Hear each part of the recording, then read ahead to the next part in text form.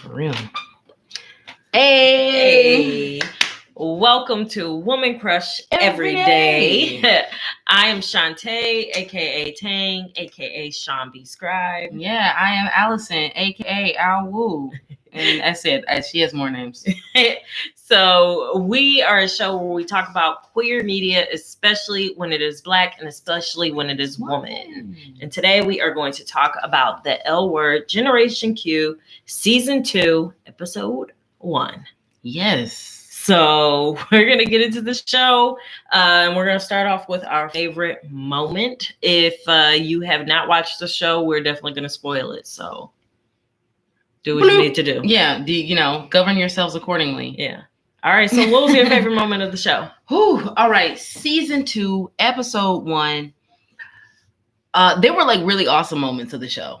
I think the celebrity appearances, that was pretty fun and funny. So Rosie O'Donnell comes in, and that was fun. I like the haircut. Yeah, I haven't seen it lately. I like the little salt and pepper action that was going on. Yeah.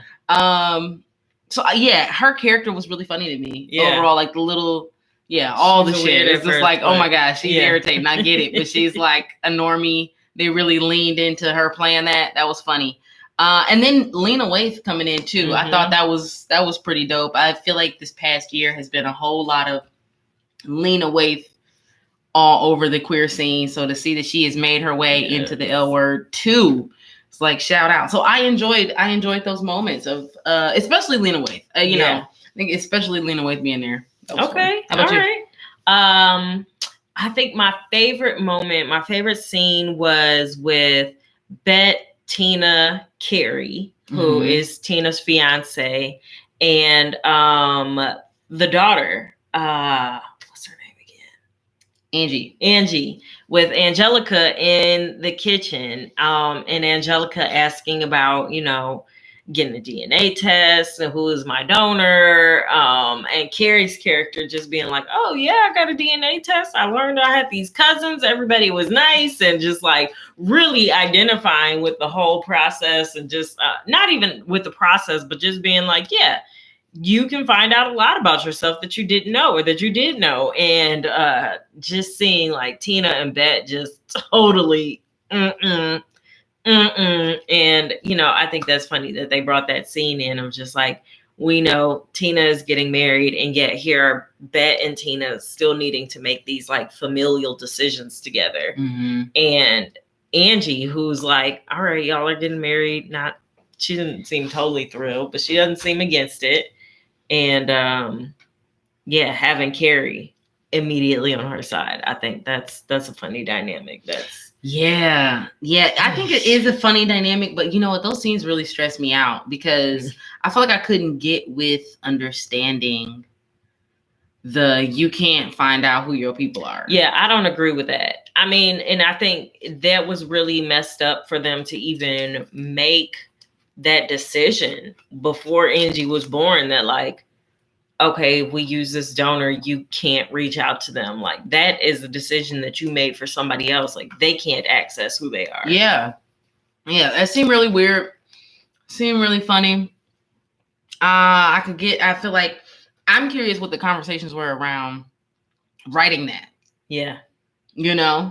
Because that was kind of weird, and I think especially as Black people, was like, I really don't need you telling me I can't find out who I am. Yeah. And it's so weird to put Bette in that situation of like, Bette knows, like in the original L Word, there were a few episodes where Bette was, just talking about people not acknowledging her Blackness. And so it's weird. It's weird to have a daughter who is like trying to access who she is, and Bette is like, yeah, we're not going to be doing that. I don't know. You can do it in a year. And this whole like 18 means something.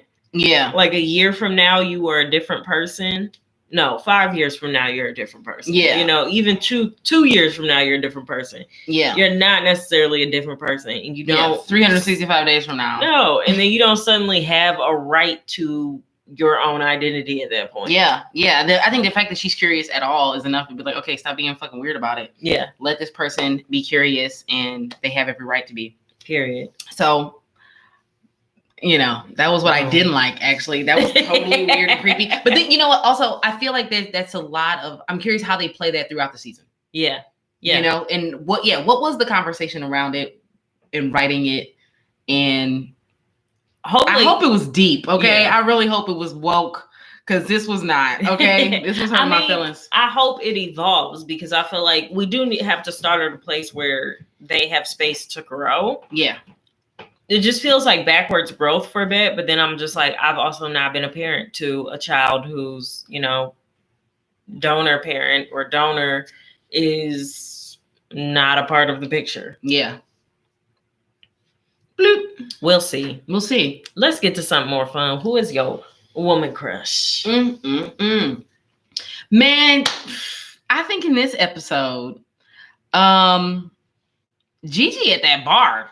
You know, Gigi at the bar might have been the woman crush. Okay. And I kind of thought it was funny how they played it, because it almost seemed like, okay, they kind of favor Bette and Gigi, and then they're both wearing the, you know, the sleek black dress. Yep. And that was, they've got the dark wavy hair. The dark wavy hair with the brown highlights. You know, I'm like, okay, y'all are going for a thing. And like, I don't know, like it was a lot. But I didn't really, Gigi didn't really hit me like, oh, okay, Gigi, I see what's happening. On last season. She hit me as such a goofball. Yeah, like not a goofball, but you know, just like, But I mean, she was doing a lot. She was angry. She was like throwing things at houses, nailing notes to doors. Yeah, I was like, this is not a lot of her extra shit. Not my cup of tea. Yeah. But in this episode, you like crazy. I mean, I guess she was still a little crazy. She was still a little crazy. She was willing to get down with the mess. Yeah. She was like, all right, well, make your ex-wife jealous. Cool. Got the assignment. Oh, okay. You don't like her fiance. Cool. I'm gonna cap on her real quick. Oh my God. That actually, funny. Can I redo that? That's your new favorite moment. That was actually the funniest part. Oh my God. When she said, okay, actually, let's just jump everybody up to what's happening right now. So Bette is feeling like a loser when she sees Tina and Carrie being in love. So Alice and Nat decide to set Bette up on a blind date. They hook her up with Gigi. So Gigi comes in, and you know, Bette is all like, girl, I do not want this. This is not why I signed up for this. But she's all anti up until Tina and Carrie come into this restaurant, and Gigi takes this shot at her about Carrie not liking scallops. The texture. She has a thing with textures. And Gigi says to Carrie, you know, save it for the grown-ups. Save them for the grown-ups. Save the scallops for the grown-ups. You over here with toddler texture issues. I was like, oh, the burn. The read was so good. She set herself up for that. And I have a thing about texture sometimes. Like, there are some foods I'm like, not with it, but she set herself up. She set herself up. But she didn't even know she was walking into a setup situation. Yeah, that was the piece. It's really sad. I think it caught everybody off guard. The level of burn. And it was. Bette was impressed. She loved it. She was like, you know what? Yeah. Okay, we on a date now. And then they start making out in front of Tina and Carrie just to piss them off, just to, you know, and like the leaning into the mess. I'm like, all right, we really going full tilt messy. But you know, it makes sense because Bette has always found a way to sort of make a mess. She will date her co-workers, her students. She, you know, she'll do things where it's just like, this could get messy. She'll cheat on her wife. She'll do all the things that are like, I could just, you know, blow this up real quick. And I think it's sad because then she's alone. Yeah. But then, actually, I'm not going to go to that. I'm going to ask you. Yeah. Your woman crush. Oh, right. My woman crush. I think my woman crush is, it's unfortunate because Sophie is really cute, but she's just really dumb on the show.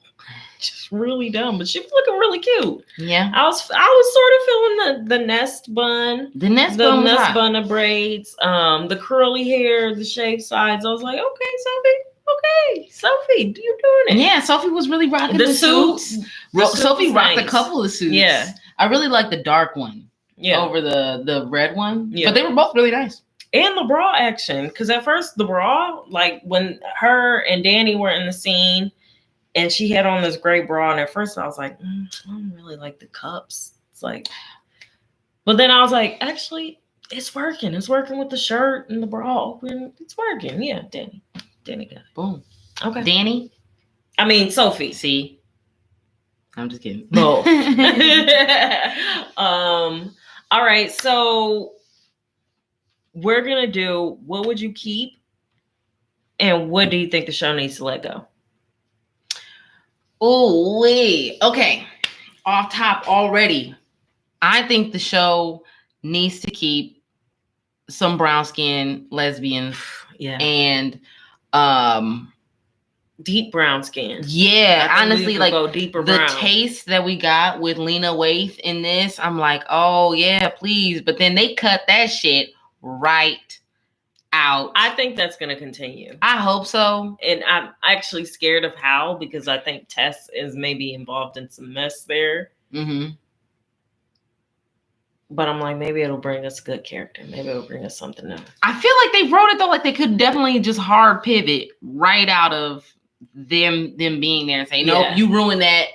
You know, and it's like, okay, that's whack.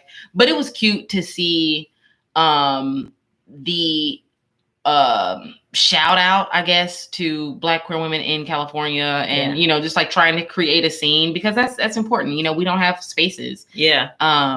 And so it's like, thanks for shouting out or acknowledging the fact that there aren't a lot of spaces. Yeah. And shouting out the authority that Lena Waithe like took up in that space. Like, no, this is my space. You're not gonna come here on that bullshit. So, you know, I know you're doing your thing, but we doing my thing over here. So, bye bye. I just hope it does continue, because I don't want it to be a gimmick in a way where it's just like, all right, we'll make sure that we say this on this episode, but then we actually won't include your stories here. Yeah.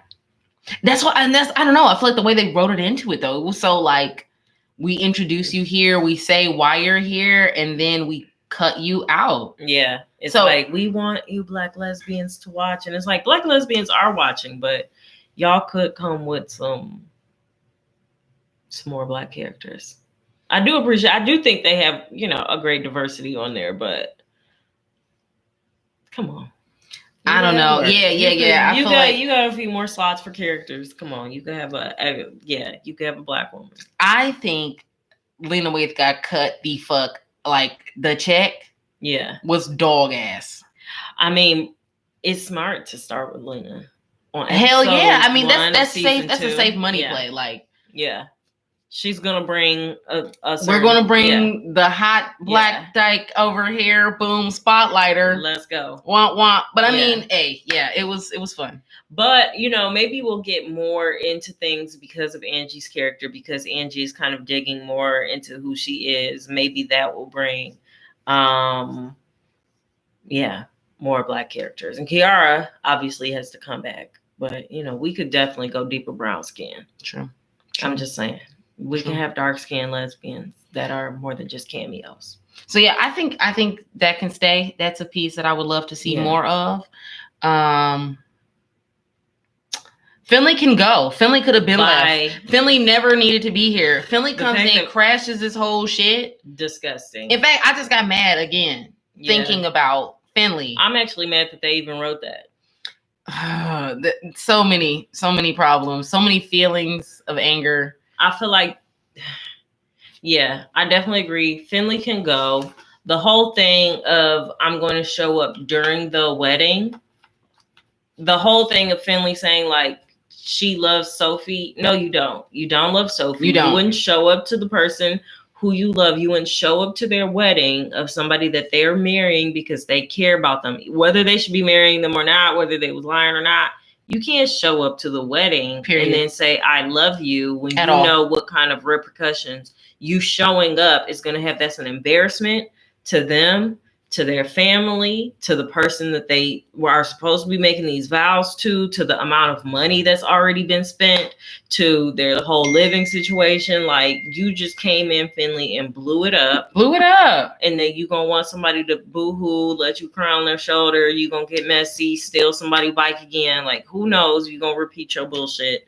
We don't need Finley as a character at all. No. I don't even know how she live in West Hollywood. Me either. That's the fantasy. Maybe Finley's not even real. Maybe she's like the shadow of Shane's past or something. Actually, like, the L word is a sci-fi. This is actually the reincarnation of Jenny. Oh, talk about stress. Yeah, man, I think you worded it so perfectly. Whatchamacallit, like her coming in to disrupt a wedding. Like, do people still do that? Like, people, I will beat your ass. Like, I wouldn't beat somebody's ass like right at my wedding, but the levels of like, I need you to feel threatened enough to feel like I would beat your ass at this wedding. I need you to never do that. Don't do that. Because what? That is just so rude. That. Like, yeah, that's beyond rude. It's so disrespectful.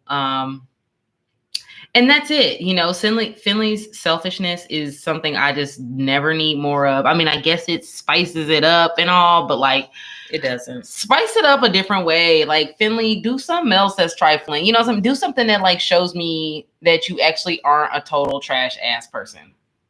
You know, like, because that's trash to me. Like, because if you really love her, like, don't ruin her life trying to tell her you love her.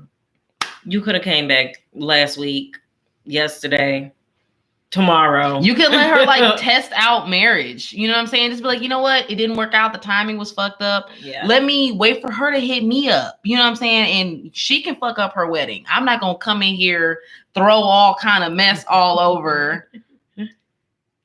Yeah, Finley's selfish. So selfish. I don't know why she keeps being entertained, but she's not entertaining me. None. Period. So Finley can go. I think they should keep this thing going with Bette and Gigi.